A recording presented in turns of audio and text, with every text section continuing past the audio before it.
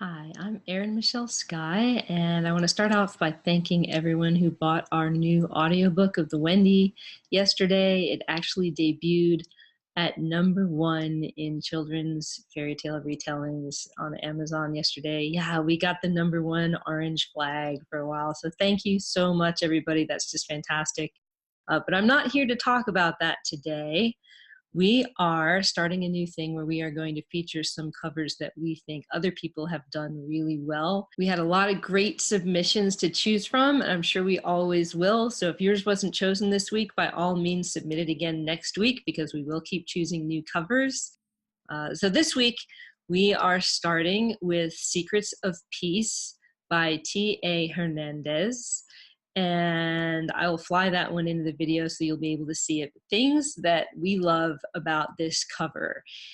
It portrays an experience immediately. It is a very stark cover, and you get an immediate understanding that this is going to be a stark experience reading this book. You understand that it's going to be dystopian without anybody having to tell you. It shows you that. A good cover will show you the experience of the book, and this one does that really well.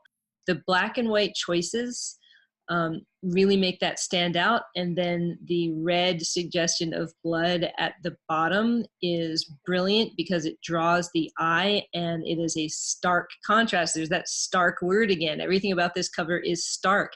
I love when a cover designer chooses a single experiential idea like stark and then makes everything about the cover suggest stark.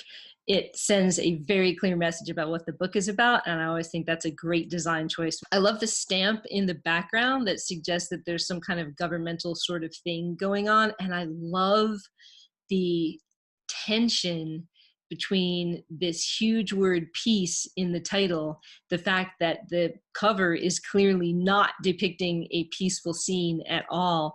And then the font treatment is brilliant in this. You look at that peace, and even the word peace does not look peaceful. So that central tension of the story, you can tell there's going to be some kind of governmental organization or some kind of organization that's claiming to be about peace and really isn't about peace at all.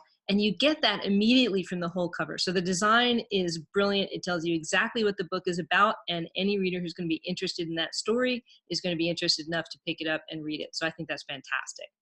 Okay, next, the cover that we chose from Twitter is by Dave Goosen. It is a book called Seniors High, and I love this cover for obvious reasons. When you see it, it is immediately hilarious. I love the photo that's chosen from the front. Is a very simple photo, and it conveys the humor immediately of the book.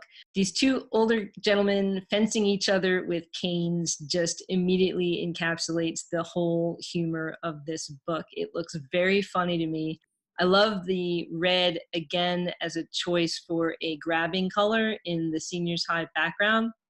I love the fact that the seniors high title sort of suggests high school. It's a very high schoolish sort of look, a very high school banner kind of look. So it also encapsulates tension, but in this case, it's a humorous tension because it's the humorous tension between these older people and this concept of high school. So that's a very interesting tension to the mind, and it grabs you immediately. I also love that he has this tagline in there: who said growing up meant growing old. I like taglines like that that aren't required immediately for the brain to understand what the book's about, but then add something when you do read it. You don't want something like that, a tagline that's very small, to be the central part of the book, because in thumbnail, it's just not going to show up. That's another thing I love that both of these covers have done very well. The title is very easy to read in the thumbnail, and that is extremely important. For both of these covers, you can read it very easily, no matter how small that cover looks. So they've done a great job with that. So both of these covers, very different covers, but they have both done a lot of the same things very well. Both of them have a title that's easy to see. Both of them convey the basic experience of the book immediately. Stark, funny.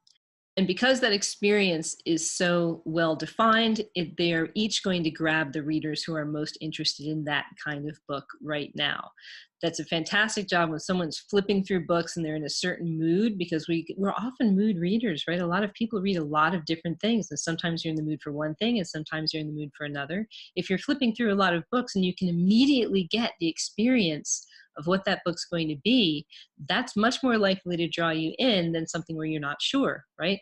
So I love that both of these books have done that. The reader who is interested in a funny story, the reader who's interested in a stark dystopian story, each one is going to be grabbed immediately and understand that that book is for them in this moment, and go and check it out. So those are our covers for the week. Keep submitting your covers. We'll put up a new post on Twitter and a new post on Facebook asking people to submit their covers to us so that we can highlight them and put some more books in front of you that are really neat, and talk to you some about what these covers are doing that we really love. So stay tuned, and we'll do this again soon. Bye.